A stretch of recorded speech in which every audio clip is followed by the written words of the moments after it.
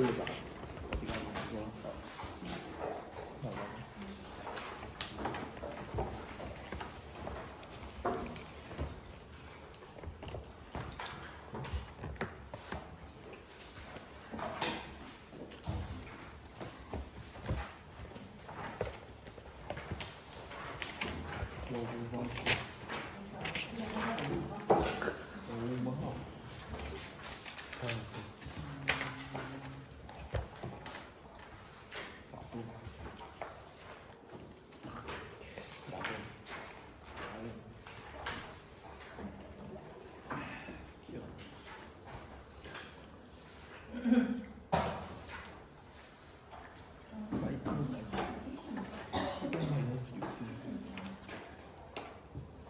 없네요. 필요한 게.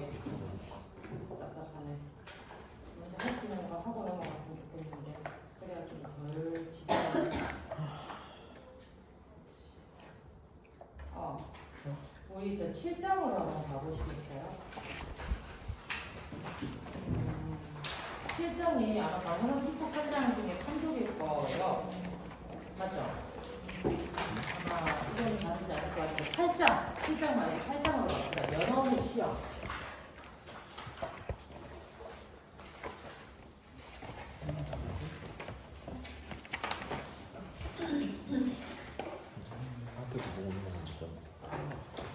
연어의 시험 쪽으로 가시면 돼요.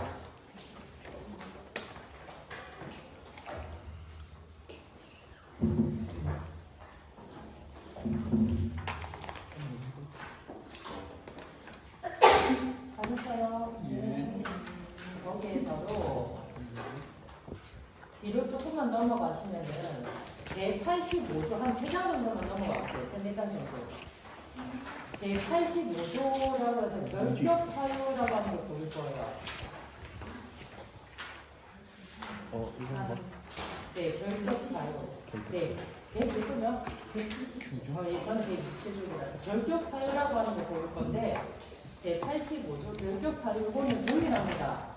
방송에서 국가고시 시험 보는 거나 원자력 시험 보는 거나 보시면 다음 각호의 어느 하나에 해당하는 사람은 면허를 받을 수 없다라고 되어 있어요. 1번에 보시면 18세 미만의 사람, 그리고 피성년 후견인, 그리고 피한정 후견인, 그리고 이 법을 위반해서 금고 이상의 선고를 받고 그 형이 집행 종료가 안 된 상황에서, 그리고 그 확정된 후 2년이 경과하지 아니한 사람은, 또는 집행유예 선고를 받고 집행유예 기간에 있는 사람은 뭐라고 되어 있어요? 결격 사유로 들어가 있죠. 그리고 그 밑에 보시면 면허 취소가 된 후 2년이 경과되지 않은 사람, 이거는 RI 면허에만 해당이 되는 거고요. 1번, 2번은 당사자 국가고시 문제도 같이 포함이 되는 부분입니다. 그래서 1번, 2번은 체크를 해주셔야 될 것 같고요. 보자.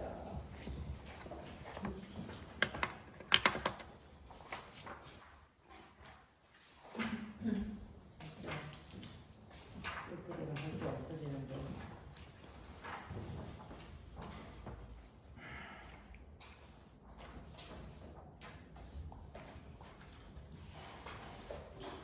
이상하게 넘어와야 되나 싶기도 하고.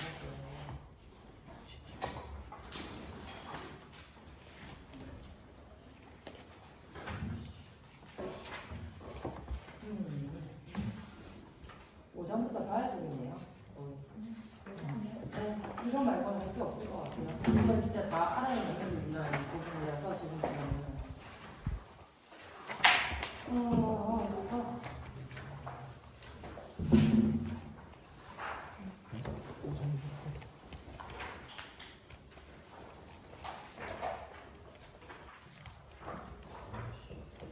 자, 5장으로 넘어가 봅시다. 제 53조로 시작을 할 거예요. 교재가 몇 페이지죠? 24조. 네. 53조에 해당하는 방사능 동의원소, 방사능 단신장치 사용 등의 허가를 얻어야 있는데, 일단은 방사성 동의원소라고 하는 글자를 조금 봅시다. 혹시 동의원소는 제가 지난 시간에도 짧게 얘기했는데 뭔지 기억이 나실까요? 동의원소라고 하는 것은 말 그대로 방사능 핵종이에요. 핵종을 우리가 동의원소라고 표현을 합니다. 근데 그 핵종에도 종류가 여러 가지가 있어요. 뭐 중성자의 개수가 같은 거 우리 아까 얘기했던 것 중에서 네, 수소와 같은 것들은 동위원소입니다. 이게 뭐냐면 아까 우리 H2 기준으로 했을 때 1번, H, 2번 이렇게 돼 있었잖아요. 이런 비교를 하면은 옆에 보이시는 이 양성자의 개수가 다르고 그 다음에 여기에 해당하는 기호가 같은 핵종을 우리가 동위원소라고 얘기를 합니다. 그러면 이쪽에는 중성자의 개수가 같은 핵종이 있을 거예요. 예를 들면 수소는 아닌데요. 1번 다른 핵종. 이게 1번, 2번 이런 식으로 가는데 원소와 같은 게 있을 거예요. 이런 것들은 동중원소라고 해서 중성자와 같은 핵종들. 그리고 동중성자 원소라고 얘기를 하고요. 동중원소라고 하는 것은 질량수가 같은 핵종들. 이쪽에. 그래서 핵 이성체까지 총 4개가 있거든요. 4개가 있는데 그 중에서 하나, 지금 양성자의 개수가 다른데 앞에 보이시는 이 기호가 같은 것들. 이런 것들을 우리가 동위원소라고 표현을 합니다. 앞으로 동위원소는 계속 나올 거예요. 말들 중에서. 그리고 방사능 발생장치는 우리 저쪽에 있는 발생장치에 일반적으로 사용하는 발생장치들. 병원에서 쓰는 거든 어디서 쓰는 거든 일선에 나오는 것들을 전부 다 발생장치라고 얘기를 하고요. 그럼 이 두 가지를 생산, 판매, 사용 또는 이동하려는 자는 대통령령에 따라서 위원회의 허가를 받아야 되는데요. 그리고 일시적인 사용 장소의 변경과 경미한 상황을 변경을 하려고 할 때는 이때 신고를 해야 된대요. 이게 무슨 말이냐면 쉽게 우리가 이거는 동일한데요. 국어에서 시험 문제 나오는 건 아니에요. 저희 방사능 발생 장치가 가지고 있는 규격이 있어요. 예를 들어서 이게 동물만 촬영을 할 것이냐, 사람의 대상을 할 것이냐. 크게 나누면 두 가지고요. 그러면 당연히 동물한테 쓸 것 같으면 에너지가 크게 안 나와도 괜찮아요. 작잖아요. 그래서 법적인 기준이 용량에 대한 법적인 기준이 있는데 동물용은 신고 장치라고 우리가 표현을 하고요. 일반적으로 인체에 사용하는 선량 정도가 나오는 것들을 허가 장치라고 합니다. 그러다 보니 우리가 학교에다가 실습을 위해서 저런 공간에 장치를 두기 위해서는 허가를 받아야 돼요. 그래서 저희 학교는 방사능 발생 장치를 사용하는 허가 기관입니다. 근데 일반적으로 동물병원 가죠. 그런 데는 신고 기관이에요. 그러다 보니 동물병원 말고요. 큰 병원, 대학병원에 있는 동물병원 말고요. 일반적으로 가는 동물병원들은 방사능사가 없어요. 신고 장치는요, 그걸 관리할 수 있는 사람, 즉 의사, 동물병원 의사만 있으면은 장치를 사용할 수 있게끔 되어져 있어요. 아직까지 법이. 근데 대형 동물병원에 가게 되면 방사능사가 있어야 돼요. 거기도 CT라고 하는 게 있을 거고 MR이라고 하는 게 있을 거기 때문에 방사능사가 필요합니다. 그리고 우리 같은 학교 시설 같은 경우는 무조건 허가 기관으로 되어져 있고요. 그래요. 그러다 보니 저런 장치들을 이동을 하거나 아니면 저런 장치를 추가를 하거나 아니면 목적상에 의해서 잠깐 중단을 하거나 그럴 경우에는 반드시 저기 위원회에다가 허가 신고서 또는 중단 신고서 이런 것들을 보내줘야지 그쪽에서 허가가 떨어져야지 중단을 하거나 아니면 다시 재설치를 하거나 검사를 받거나 할 수 있다는 거죠. 근데 만약에 이동식으로 우리 사용하는 병원에서 포터블 장치라고 얘기를 하죠. 응급실에 누워있는데 갑자기 와가지고 촬영을 해요. 이게 이동식 발생 장치입니다. 그럴 경우에는 병원 안에서는 이미 허가가 되어져 있기 때문에 걔네들을 왔다 갔다 하는 건 상관이 안 돼요. 상관이 없어요. 근데 그 장치를 병원 외부로 단출을 할 경우에는 반드시 이 총리령에 따라서 위원회에다가 이 장치를 단출을 잠깐 하겠습니다 해가지고 3일에서 5일 사이에 반드시 신고를 해야 돼요. 그러고 난 다음에 이동을 할 수 있게끔 그렇게 법적으로 규정이 세워져 있어요. 기준치가. 그게 경미한 상황에 대한 보고 그리고 발생장치에 대한 허가 그렇게 구성이 되어져 있다는 거죠. 그래서 밑에 신청서 같은 거는 안 볼 겁니다. 저 밑에 쭉 내려와가지고 시행규칙 밑에 보시면은 변경신고라고 되어져 있을 거예요. 경미한 상황에 대한 변경신고해서 일시적인 사용 장소의 변경과 그 밖의 경미한 상황을 변경을 하려고 할 때는 밑에 조건들이 있죠. 뭐 교정을 목적으로 하거나 투과 검사를 목적으로 하거나 아니면 내장된 기기 또는 법무, 검색, 보안 등을 목적으로 하기 위해서 또는 사업소 외부의 제품 홍보 등으로 진열 전시하기 위해서 장소를 변경할 경우에는 신고를 해야 된대요. 이게 일시적인 이동 사용에 대한 신고 이렇게 구성이 되어져 있답니다. 자, 그리고 밑에 내려가 보시면 변경 사항도 있을 건데요. 뒷자리 넘어가 보시면은 또는 옆 페이지에 가보시면은 허가 사용자, 즉 우리 학교와 같은 락원에 있어요. 허가 사용자가 사용 신고 대상 동의원소에 따른 사용 신고 발생자의 추가 또는 변경. 자, 이게 무슨 말이냐면요. 우리가 허가 기관이에요. 그죠? 근데 저런 종류의 장치를 설치하려고 할 때는 허가가 필요해요. 근데 그게 아니라 동물용 방사능 발생 장치 있죠. 그게 들어올 경우에는 그냥 우리가 사용할게요. 이 장치가 추가가 되었습니다. 네, 신고만 하면 끝이 나는 거예요. 그러니까 그런 규제가 딱 정해져 있다는 거죠. 그 용량이라든지 대수라든지. 그래서 이러한 사항들의 변경을 할 때는 그 밑에 보시면 변경을 30일 이내에 신고를 반드시 해야 한다고 되어져 있네요. 자, 그 밑에 변경 신고 사항에 대해서는 안 볼 겁니다. 이제 필요 없어요. RI 시험 보실 거 아니면 지금 당장 필요 없습니다. 그리고 RI 시험도 실제로 법에 만약에 시험을 보러 시험 칠 거예요. 예를 들어서 내후년에 3학년 때 시험을 칠 건데 법을 언제 보느냐? 6개월 전부터 봐요. 외워야 되기 때문에. 이 법을 2년 전부터 봐가지고 이걸 계속 달달달 외워봤자 아무 의미가 없어요. 중간에 까먹기 때문에. 그래서 빠르게 다른 이론들을 먼저 공부를 하고 난 다음에 법은 그때 접근해도 안 늦어요. 이론이 우선이 돼야 되기 때문에. 법은 그렇게 정해진 틀에서만 나오거든요. 그러니까 어려운 게 없다는 거지. 그 시험을 보려고 한다라고 하면. 그래서 다른 학교는 제가 법 수업을 2학년 2학기 때 하거나 아니면 3학년 1학기 들어가서 하는데 우린 좀 많이 빠르죠. 학교마다 다르니까 커리큘럼이. 자, 보자.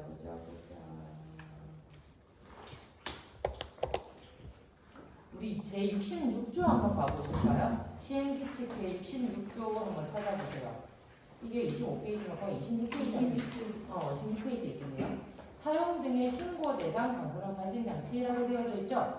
보시면 진단에서 총리령으로 정하는 용도 또는 용량 이하의 방사능 발생 장치는 밑에와 같아요. 뭐 형광분설용, 해절분석용 뭐 이런 것들이 있는데 이걸 더 쉽게 얘기하면은 우리 학교에는 없는데요. 다른 뭐 국립대 또는 뭐 스카이 지방에서도 좀 잘 나가는 대학들 같은 경우에는 공동실험 실습관이라고 하는 게 있어요.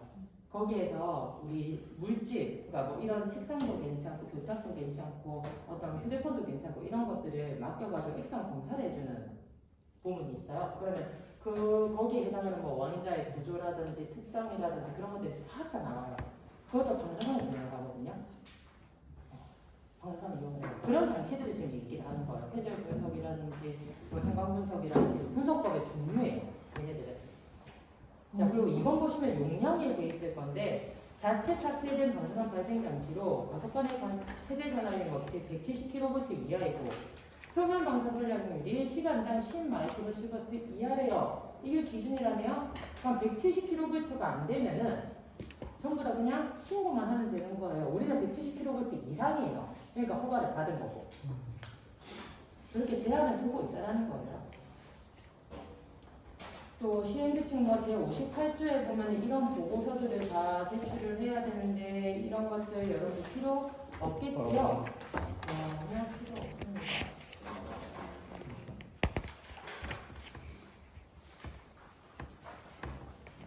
안전보고서 작성 지침도 필요 없고요. 넘어가 보실게요.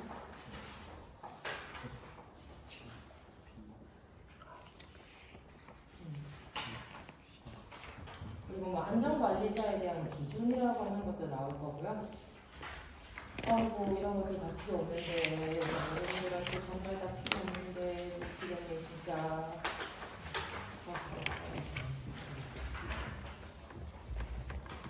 아 여기 저한테는 36페이지니까 여러분들은 37페이지 아니면 38페이지가 될 것 같은데 방사능 안전관리 중에 기술 기준에 관한 규칙이라고 하는 게 보이실 거예요. 방사선 안전관리 등의 기술 기준에 관한 규칙이라든지 제16조로 시작하는 단어가 있을 건데요. 뭐 이러한 법에 의해서 가정공무원소 중 밀봉되지 아니한 것을 우리가 뭐라고 부른대요? 개봉선언이라고 하는데요. 그래서 이러한 개봉선언들은 사용시설 등의 위치, 구조 및 설비에 관한 기준들을 뭐 어디에 적용을 한다라고 얘기하네요. 그럼 개봉선언이 뭘까요? 40쪽에 아닌 것 같아요. 개봉선언이라고 하는 단어가 뭘까요? 저하고 보셔야 돼요, 이거는. 네. 어차피 안전관리학 시간에 이거 하면 되죠. 개봉 선언 말 그대로 개봉되어 있는 선언. 밀봉 안에 네 안에 포장으로 되어져 있는 거.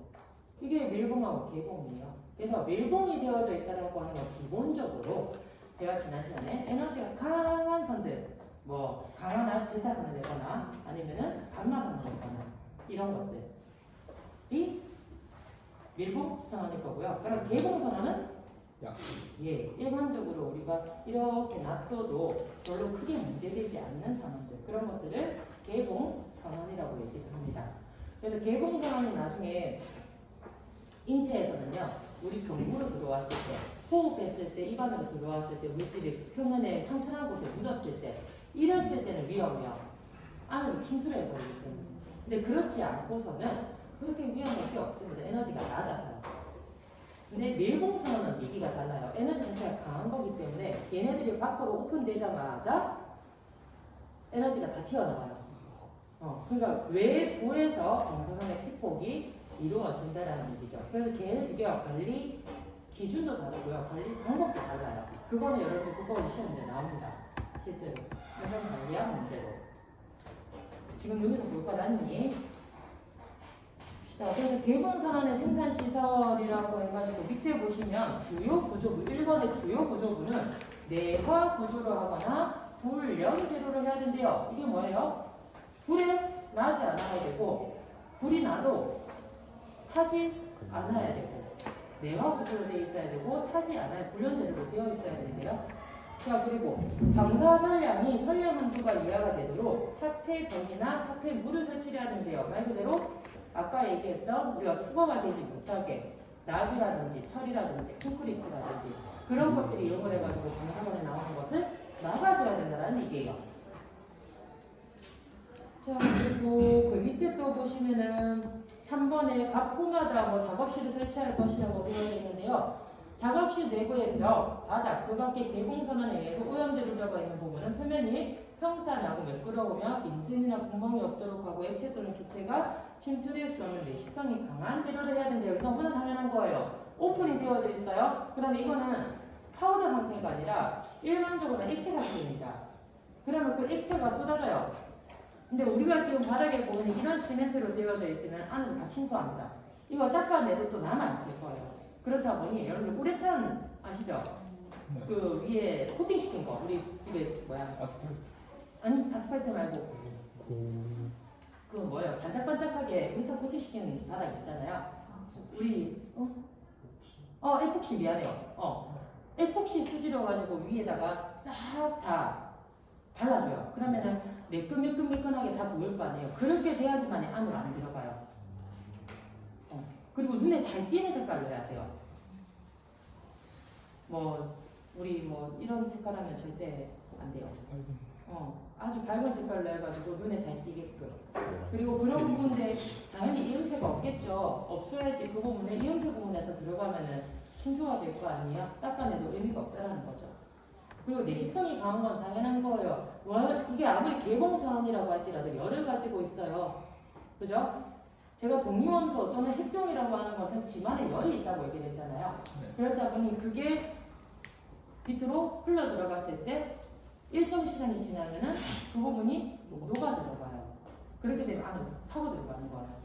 그래서 부식되지 않는 내식성 재료로 사용해야 된다라는 거. 자, 그 밑에 뭐 오염 검사실이라고 하는 얘기도 나오고요. 일단 내려가셔도 괜찮을 것 같아요. 필요가 없습니다. 다 넘어가고 싶게요. 그래서 이런 거 사용하는 데는 참 조건도 많고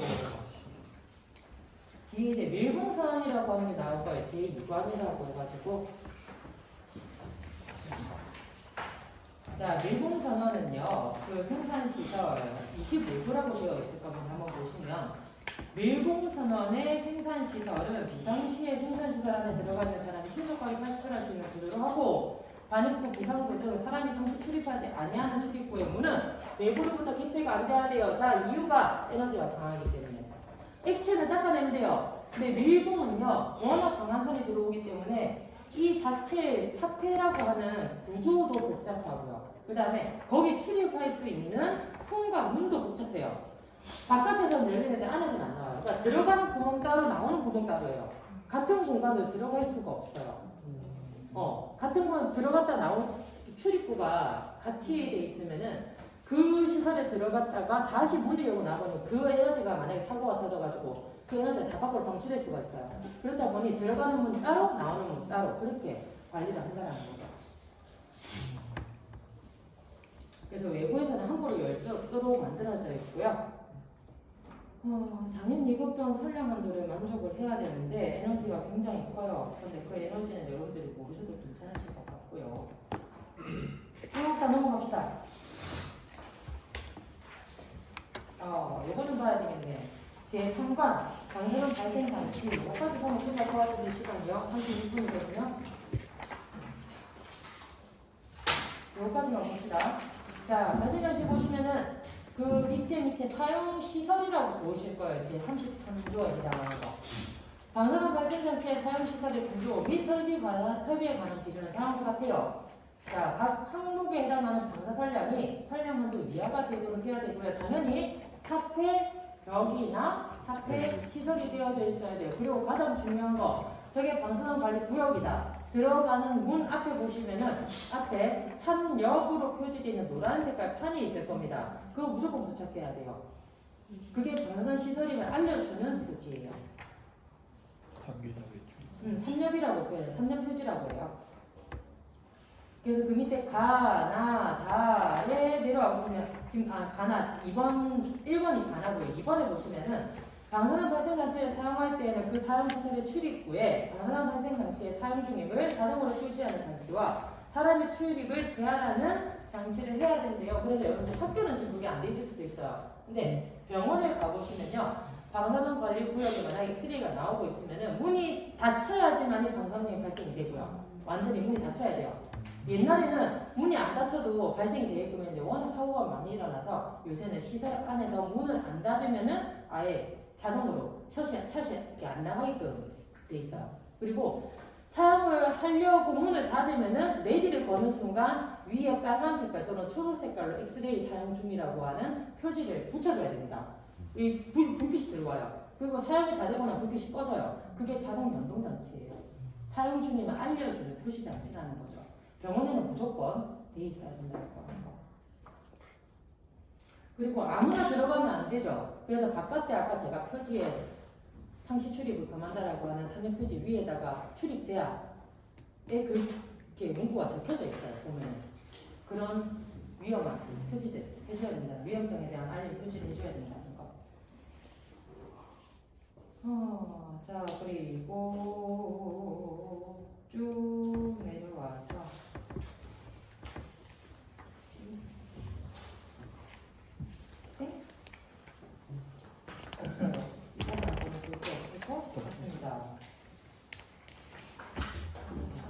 업무 대행자 이런 부분이 다 필요 없어요. 그래서 제가 법을 뭘 해야 될지를 모르겠어요. 법치가 용어도 굳이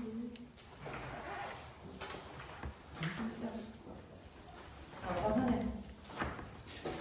아니 제가 이 시험 다 보신다고 하면은 이 수업을 할 거예요. 근데 다 보실 게 아니시잖아요. 네.